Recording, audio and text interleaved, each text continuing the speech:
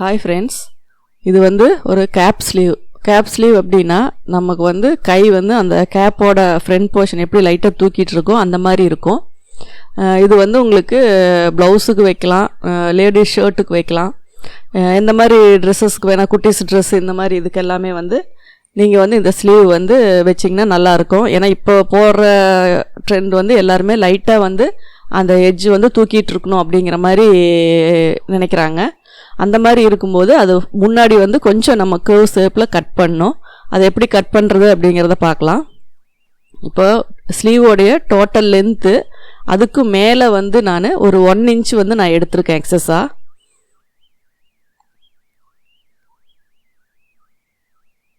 டோட்டலாக இப்போ 4 இன்ச்சுக்கு 4.5 இன்ச் வச்சுருக்கேன். கீழே வந்து எக்ஸஸாக ஒரு 1 இன்ச் வந்து நான் வந்து உங்களுக்கு எக்ஸஸாக கொடுத்துருக்கேன். ஏன்னா அதுதான் நம்ம வந்து பெண்ட் பண்ணி கட் பண்ண போகிறோம். மற்ற மெஷர்மெண்ட் எல்லாமே வந்து நீங்கள் ஆம் ஹோலுக்கு கை சுற்றளவு எல்லாமே அதை மார்க் பண்ணிக்கலாம். ஆனால் கை சுற்றளவு வரும்போது மட்டும் நீங்கள் ஒரு 1/2 இன்ச்சு வந்து ஸ்டிச் பண்ணும்போது லைட்டாக லூஸ் விட்டுக்கலாம். அப்போ தான் வந்து ஏன்னா ரொம்ப இறுக்கி பிடிச்சா அது வந்து உங்களுக்கு லைட்டாக அந்த தூக்குறது வந்து இழுத்த மாதிரி இருக்கும். அதனால் கொஞ்சம் ஃப்ரீயாக விடணும். அப்படிங்கிறனால ஒரு 1/2 இன்ச்சு வந்து நம்ம கை சுற்றளவு வந்து லூஸ் பண்ணிக்கலாம். ஷோல்டர் பக்கம் வந்து ஆம்ஹோல் ஜாயின் பண்ணுற பக்கம் வந்து எந்த சேஞ்சஸும் பண்ண தேவையில்லை. கீழே பார்த்திங்கன்னா ஒரு 1 இன்ச்சு நம்ம எக்ஸஸாக விட்டுருக்கிறத மட்டும் நம்ம வந்து ஒரு கர்வ் லைனாக கட் பண்ணிக்கலாம்.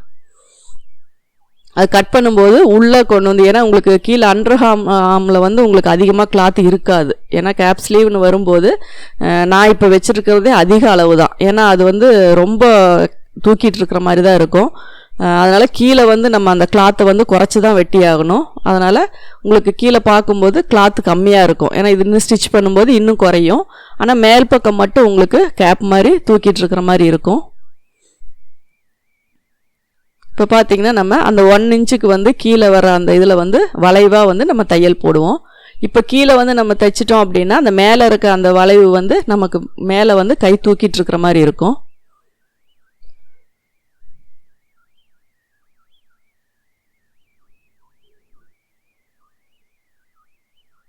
ஆம்ஹோல் எல்லாம் நீங்கள் எப்பவும் போல் அந்த 3.5 இன்ச்சுக்குள்ளே நீங்கள் எப்படி எல்லாம் மார்க் பண்ணி கட் பண்ணுமோ அது எல்லாமே அந்த ப்ரொசீஜர் படி கட் பண்ணிக்கோங்க.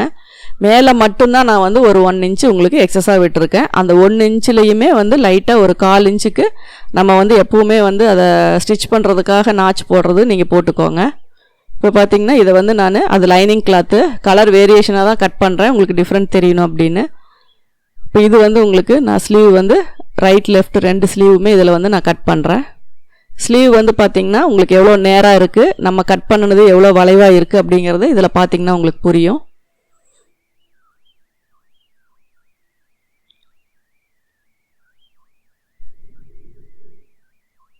இன்னுமே உங்களுக்கு வந்து ரொம்ப கீழே வரணும் அப்படின்னா நம்ம கீழே போடுற அந்த வளைவு வந்து எந்தெந்த ஷேப்புக்கு தகுந்த மாதிரி வேணுமோ அந்தந்த ஷேப்புக்கு தகுந்த மாதிரி நம்ம அதை மாற்றிக்கலாம். முன்னாடி வந்து லைட்டாக கோபுரம் மாதிரி வரணும் அப்படின்னாலும் கீழே வளைச்சி போட்டுக்கலாம். இது வந்து நார்மலான ஒரு கேப் ஸ்லீவ் எப்படி இருக்கும் அப்படிங்கிறது தான் இது. 6 இன்ச்சு அதில் ஒரு 1/2 இன்ச்சு நான் சேர்த்தி வச்சுருக்கேன்.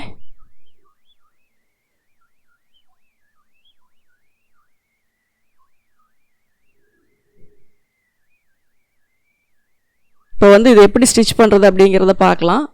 மேக்ஸிமம் ஷார்ட் ஸ்லீவ் வந்து லோ நெக் வச்சு போட்டாலும் நல்லாயிருக்கும், ஹை நெக் வச்சு போட்டாலும் நல்லாயிருக்கும். அந்த மாதிரி போடுற ஷார்ட் ஸ்லீவ் எல்லாமே வந்து நீங்கள் கேப் ஸ்லீவ் வச்சுக்கிட்டிங்கன்னா உங்களுக்கு கொஞ்சம் ட்ரெண்டியாக இருக்கும், பார்க்குறக்கு லுக்காகவும் இருக்கும்.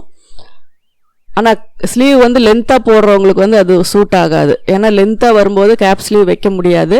மேக்ஸிமம் 4, 4.5, 5 அந்த இன்ச்சுக்குள்ளே வச்சிங்கன்னா மட்டும்தான் உங்களுக்கு கேப் ஸ்லீவ் வந்து அந்த ஷேப் வந்து உங்களுக்கு தெரியும். இப்போ பார்த்திங்கன்னா உங்களுக்கு கீழே ஒரு 1 இன்ச்சு டிஃப்ரெண்ட்டில் வந்து நம்ம அந்த வளைவாக அந்த இதை வெட்டியிருக்கோம். இப்போ இதை ஸ்டிச் பண்ணுறது வந்து யூஸ்வலாக ஒரே மெத்தடு தான்.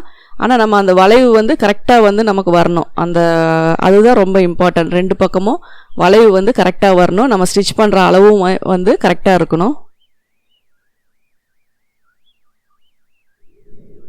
அந்த 1/4 இன்ச்சு கேப்புன்னா அந்த 1/4 இன்ச்சு கேப்லேயே கொண்டு வாங்க. இன்னமும் எக்ஸஸாக வேணும் அப்படின்னா நீங்கள் அதை வளைச்சி எவ்வளோ வேணாலும் நீங்கள் கீழே வந்து எக்ஸ்டெண்ட் பண்ணி வெட்டிக்கலாம். வெட்டி அது என்ன ஷேப்பாக வேணாலும் நீங்கள் மாற்றிக்கலாம். முக்கோணமாக வேணாலும் மாற்றிக்கலாம்.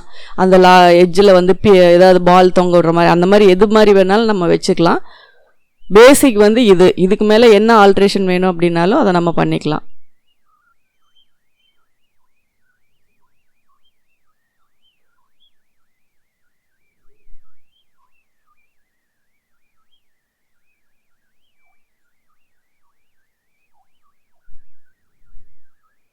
பார்த்தீங்கன்னா நான் ஒரே ஒரு சிங்கிள் கைடு அளவுக்கு தான் நான் வந்து தையல் போடுறேன். இழுத்து தைக்க வேண்டாம். ஏன்னா வளைவாக தைக்கும்போது உங்களுக்கு இழுத்து தைச்சிங்கன்னா அந்த ஷேப் மாறும். நல்லா லூஸ் விட்டே தைங்க. எப்போ தைச்சாலும் எந்த மெட்டீரியல் தைச்சாலும் லூஸ் விட்டு தைச்சிங்க அப்படின்னா தான் உங்களுக்கு வந்து அந்த ஃபினிஷிங் கரெக்டாக வரும். இழுத்துட்டீங்க அப்படின்னாவே ரைட் லெஃப்ட்டுக்கு உங்களுக்கு வித்தியாசம் வந்துடும்.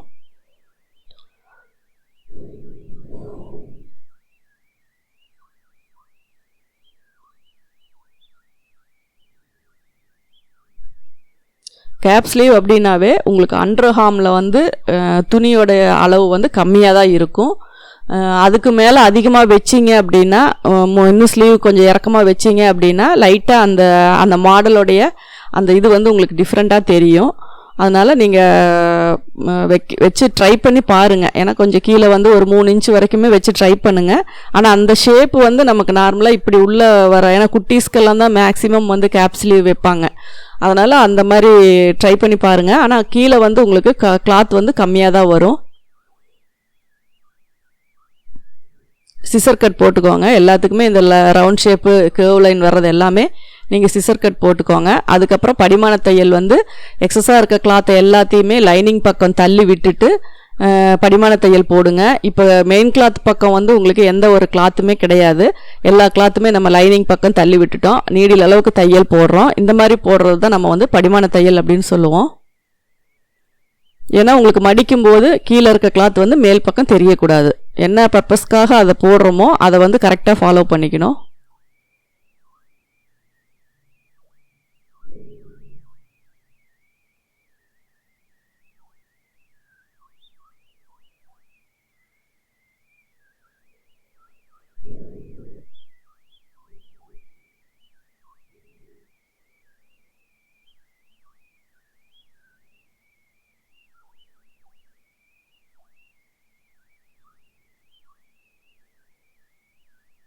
ரெண்டு ஸ்லீவுமே ரைட் லெஃப்ட் ஆர்ம் ஹோல் பார்த்துட்டு நீங்கள் அதுக்கு தகுந்த மாதிரி ரெடி பண்ணிக்கலாம்.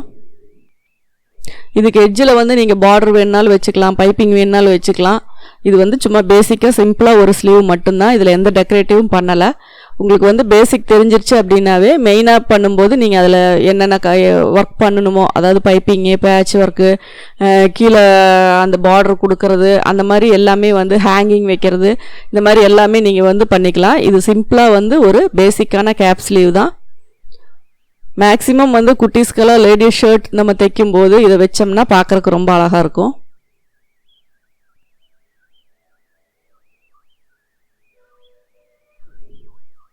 கீழே அதே மாதிரி நமக்கு லைனிங் கிளாத் மேல் பக்கம் வரக்கூடாது.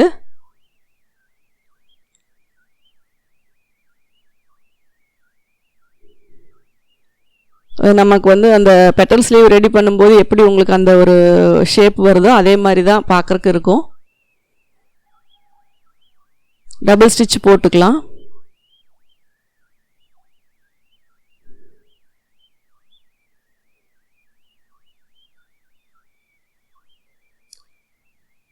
வளைவாக வரனால நீங்கள் நகத்துல எல்லாம் ரொம்ப இழுத்து ப்ரெஸ் பண்ண வேண்டாம். இழுத்திங்கனாலும் அது எக்ஸ்பெண்ட் ஆகும். அதனால் கரெக்டாக படிமான தையல் போட்டிருக்கிறனால அந்தந்த இடத்துல வச்சு நீங்கள் அதை கரெக்ட் பண்ணி தையல் போட்டிங்கனாவே போதும்.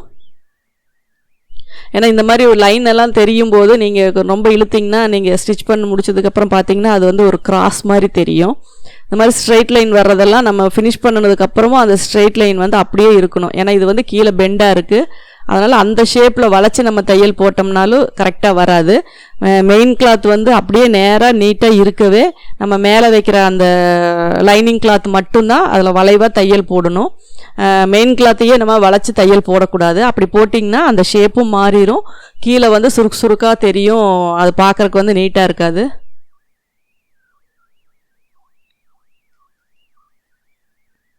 இப்போ பார்த்தீங்கன்னா ரைட் லெஃப்ட் நம்ம ரெண்டுமே ரெடி பண்ணிட்டோம்.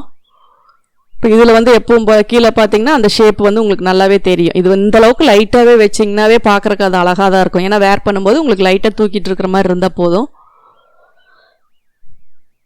மேக்ஸிமம் சிந்தட்டிக் சாரீ, கொஞ்சம் டிரான்ஸ்பரண்ட்டாக இருக்க சாரீஸ்க்கு எல்லாமே இது நல்லாயிருக்கும். ஆனால் காட்டன் சாரீ அந்த மாதிரி இதுக்கெல்லாமே உங்களுக்கு இந்த மாதிரி ஸ்லீவ் செட் ஆகாது.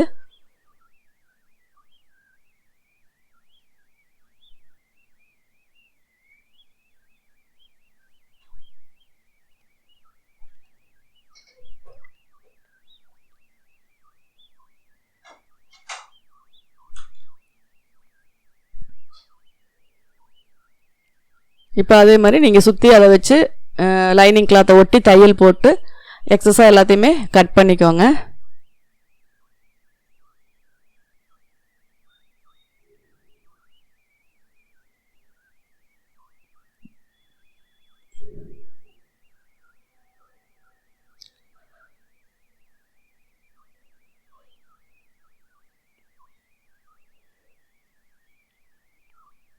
எப்போவுமே கார்னரில் தையல் போடுங்க. ரொம்ப துணி சேர்த்தி போடாதீங்க. அப்படி சேர்த்தி பழகுனீங்க அப்படின்னா இருக்க அது அதிகமாகிட்டே போகும். எந்த அளவுக்கு ஓரத்தில் போட முடியும்னு நினச்சி போடுறீங்களோ அந்த அளவுக்கு உங்களால் ஓரத்தில் போட முடியும். கொஞ்சம் இந்த பக்கம் தள்ளி போட்டுக்கலான்ட்டு நீங்கள் நினச்சிங்கனாவே அது போட போட உள்பக்கமாக தள்ளி வந்துடும். அப்புறம் நீங்கள் ஸ்லீவ் எல்லாம் அட்டாச் பண்ணும்போது பார்த்தா அந்த தையல் வந்து உங்களுக்கு எக்ஸ்ட்ரா தெரியும். அதே மாதிரி உங்களுக்கு அந்த ஃபினிஷிங்கும் அவ்வளோ நீட்டாக இருக்காது.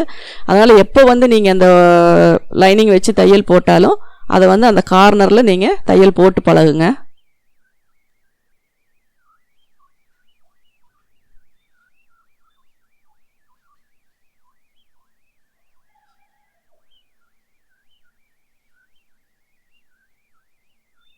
அதே மாதிரி நாச்சஸ் எல்லாமே ஆம்ஹோல் டெப்த்து, ஷோல்டரு, ஆம்ஹோலுக்கு கீழே ஜாயின் பண்ணுற இடம் எல்லாமே நாச்சஸ் கரெக்டாக போட்டுக்கோங்க.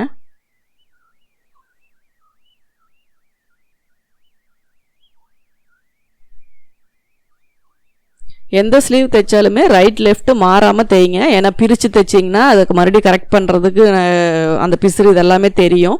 நார்மலாக இருக்க கிளாத்தும் பிரித்ததுக்கப்புறம் தைக்கிற கிளாத்துக்குமே உங்களுக்கு வித்தியாசம் தெரியும். அதனால் ஒரு தடவைக்கு 2 தடவை யோசிச்சுக்கோங்க. அதுக்கான மார்க்கிங் எல்லாமே பண்ணிக்கோங்க. ரைட் எது, லெஃப்ட் எது, ஆம்ஹோல் டெப்த் எது, என்ன ஏது அப்படிங்கிற மார்க்கிங் எல்லாமே பண்ணிக்கோங்க. மெட்டீரியல்லுமே நீங்கள் ரைட் லெஃப்ட்டு மார்க் பண்ணிக்கோங்க. புதுசாக தைக்கிறவங்க எல்லாமே ரைட் லெஃப்ட் மார்க் பண்ணிக்கோங்க. அதுக்கப்புறம் தைச்சிங்கன்னா பிரித்து தைக்கிற இதை நம்ம குறைக்கணும். ஏன்னா பிரித்து தைச்சோம்னா அந்த ஃபினிஷிங் நல்லா வராது.